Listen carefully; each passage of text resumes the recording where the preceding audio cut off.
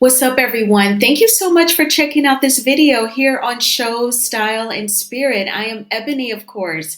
And as you can see from the title of this video, we have a lot of juicy things to get into, y'all, a lot of things to discuss.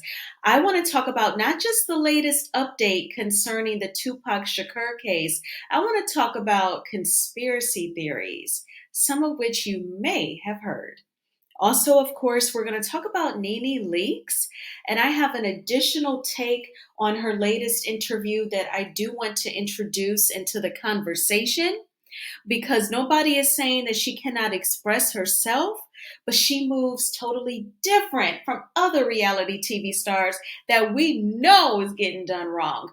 And then, of course, we're going to knock out Erica Mena because there are some things that I do want to talk about with her. All right, so before we get into these stories, I ask that you please hit the like button on this video.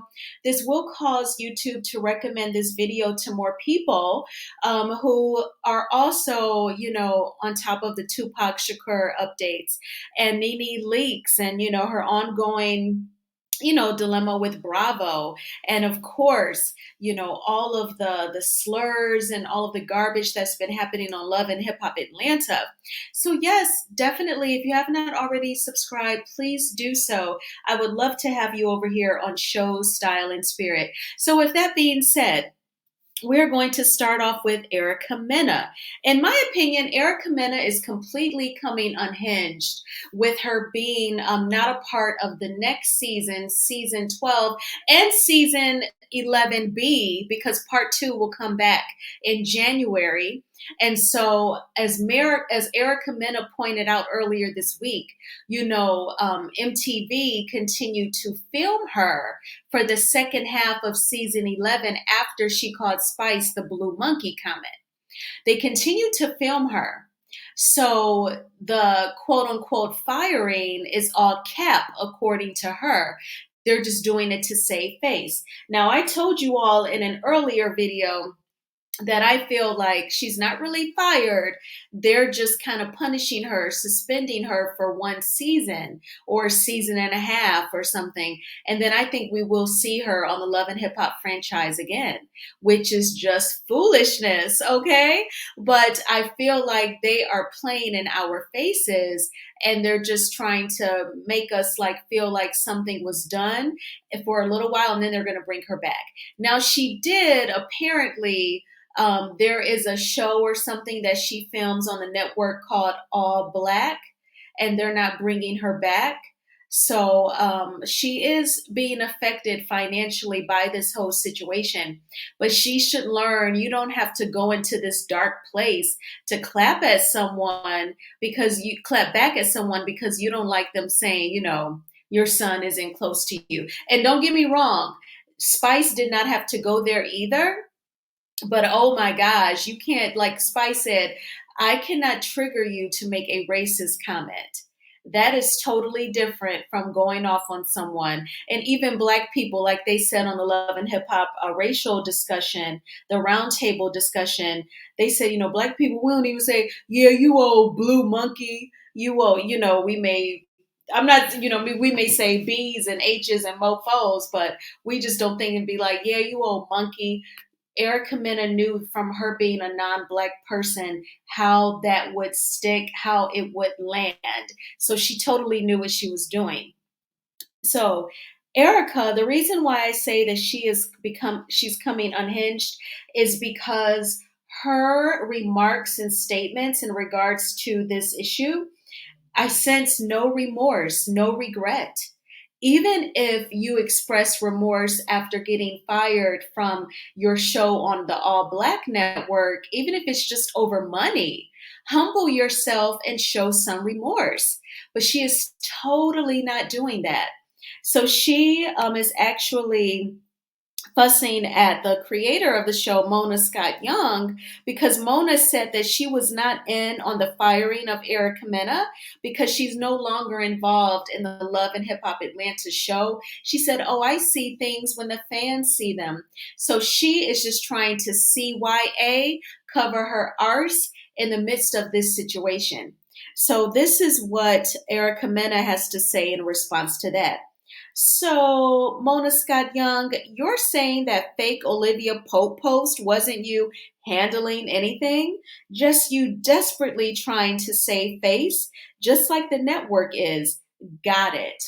So she feels like she's totally not really taking responsibility that she offended the community. She's just like, well, they're just, suspending me from a season on the show to save face. They don't really want to let me go. They really don't care about my comment.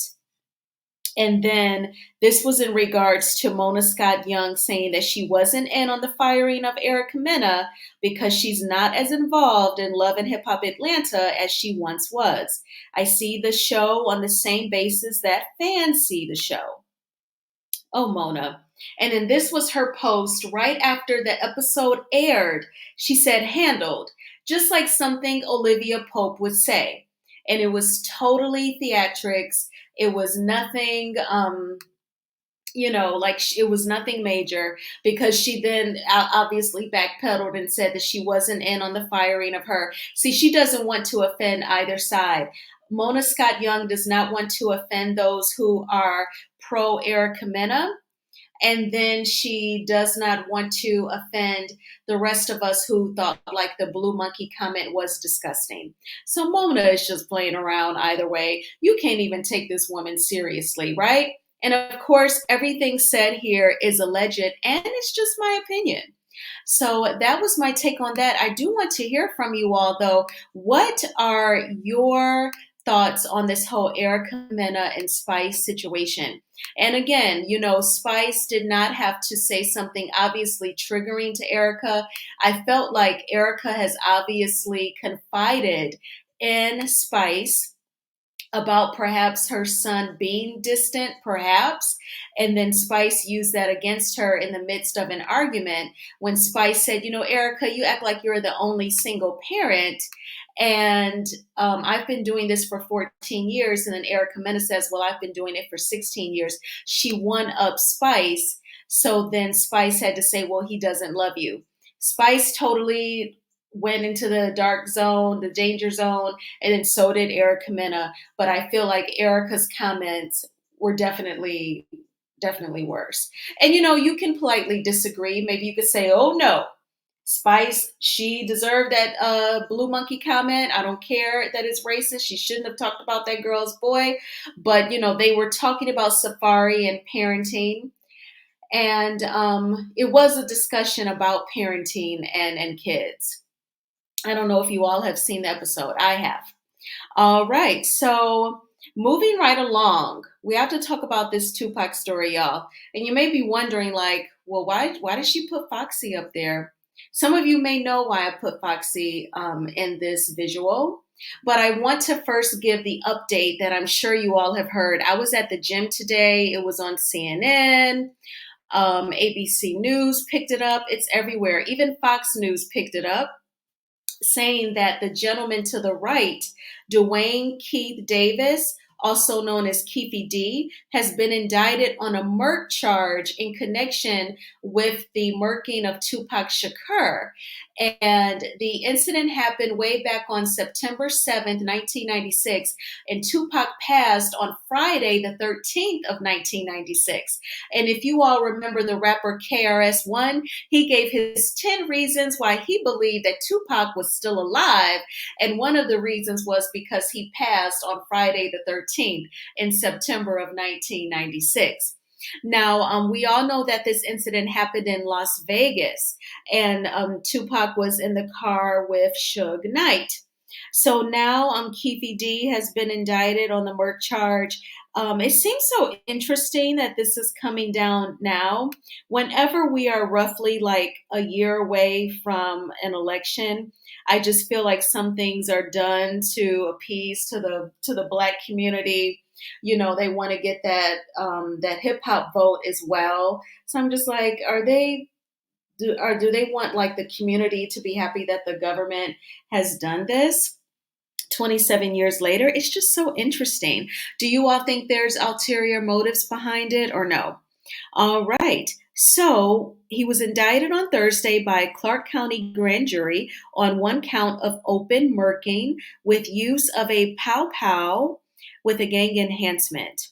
Now, there's all sorts of conspiracy theories into the passing of Tupac and Biggie in regards to the record labels that they were on and the, East Coast, West Coast rap war and those two CEOs of those record labels. So there's conspiracy theories about that in terms of who ordered the murking of the two rappers. Now, and of course the indictment piece, that update that I just gave you all on Dwayne Keefe D. Davis, this comes from ABC News. So you can go to abcnews.go.com for this story. Now, when it comes to Foxy Brown, I first read this story like at least a year ago. And this article is on hiphopdx.com. That's hip hop, D is in David, X is in X-ray.com. And this article is based on a book that is written by Greg Kading. And it's an investigative book into the two murkings of Tupac and Biggie. And one of the details that the book includes is that allegedly rapper Foxy Brown, who in 1996 we all know was an up and coming rap artist from Brooklyn, New York, she was actually in Las Vegas that night, September 7th, 1996, and she was allegedly in the Mercedes where the pow pow was handed over to the SHOOTER. I will say that again. So back when Tupac was murked on September 7th was when he was SHOT. We have to be careful with certain trigger words. Miss YouTube doesn't like them. So when he was SHOT on September 7th, 1996, the person who did it allegedly was in a Mercedes. And allegedly, according to this Greg Kading book and this article on hiphopdx.com, rapper Foxy Brown was in that Mercedes with the person who did it and handed the pow pow to the person. So this is all alleged. It's basically like a rumor, a conspiracy theory that I have heard before, and I was just in shock, y'all, when I read that. Have y'all ever heard that rumor, that piece of information? I'm not saying that Foxy wanted anything to happen to Tupac.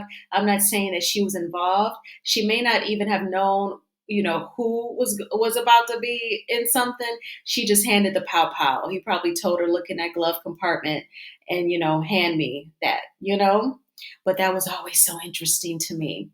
So y'all let me know, what do you think about this latest update in the Tupac Shakur case? What do you think about this piece of detail concerning Foxy Brown? And again, everything said here is alleged and in my opinion. So now let's go ahead and move on to this Nene story. So Nene did an interview, and oh gosh, I hope that it's okay. I'm using the sound bite, I'm repurposing it, and the Copyright Act of 1976 says that my fair use commentary of this sound bite is allowed, and it's just my opinion. We're going to focus not just on Nene Leakes' words, but her tone and just how she delivers her message. And then I want to compare it to how Melody Shari moves with working with Carlos King. All right, so let's get into this and then I'll give my commentary. It's 100% different on the show than yours. You had Teresa flipping a table. You had Teresa pushing Andy down. You had girls busting glasses. You got people doing all kinds of stuff. My feelings were they pretty much said, F that big black bitch, period. Because they completely. But Vicky is back over there working and everything is fine. Lisa Vanderpump walk off the show, never return. She still got Vanderpump and she can still sit over there and talk to him all day long if she wants to. Teresa can go to prison and stay for 10 years and they'll wait till she get back. And then the show will start again. Okay, but the black girls do not get that same treatment.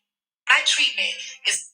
Okay, so I feel like this was actually a great soundbite that Nene gave because she gave specific examples of women who made mistakes they effed up, and Bravo, NBC Universal let them come back on their shows.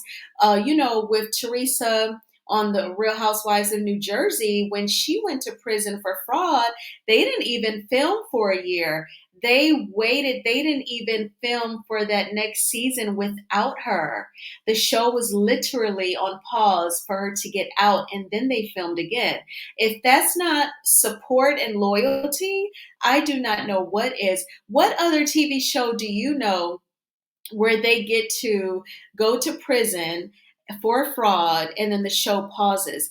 And on The Real Housewives of Salt Lake City, I mean, the show must go on, and that's exactly what's happening because they filmed season 4. It's airing now, and Jen Shah is in a Texas prison for fraud. So I guess she didn't get the same privilege as Teresa. But Nene did give specific examples this time. And she talked about how Vicky Gumbelson was let back on the show. And, Nene is saying it's just 100% racism, racism. The only difference is, Nene, is that these core examples that you're giving, you're doing it a few years later after your tweets. When you were on Twitter saying that Bravo is racist, they have blackballed me, I can't get work anywhere else because of them. You said very direct negative comments about the network. So I think that is why they don't F with you, Nene. Had you took out the emotion and, let's just keep it a bug, like you you can reveal the race card without having to play it. You can just list those examples, like what you just did in this soundbite, and let the decision makers say, oh Lord, she's pointing out the racism. And once the viewers get a hold of this, they might start a hashtag, they might start a movement for her on social media. You need to do it that way. That's how you have to move. But instead, she came out pow pows ablazing, just pew pew pew. Y'all racist. I'm blackballed. They won't let me get any more work. And it was more emotional and just out the blue versus giving core specific examples like she did in this interview. So I feel like she's like a day late and a dollar short. And then I feel like her saying this now, it's pretty evident she must have lost in her lawsuit against the network. When it was dismissed because they said she went about it wrong, her contract with Bravo said that if she ever had a grievance against the network, she was supposed to go through mediation, but she actually went through, pretty much like traditional court to appear before a judge. I thought it was dismissed for that reason. But I'm guessing even in mediation, Homegirl must have lost. For her to do this interview and come out her mouth like this, you wouldn't do this if they gave you some money. And I thought she was going to get some money.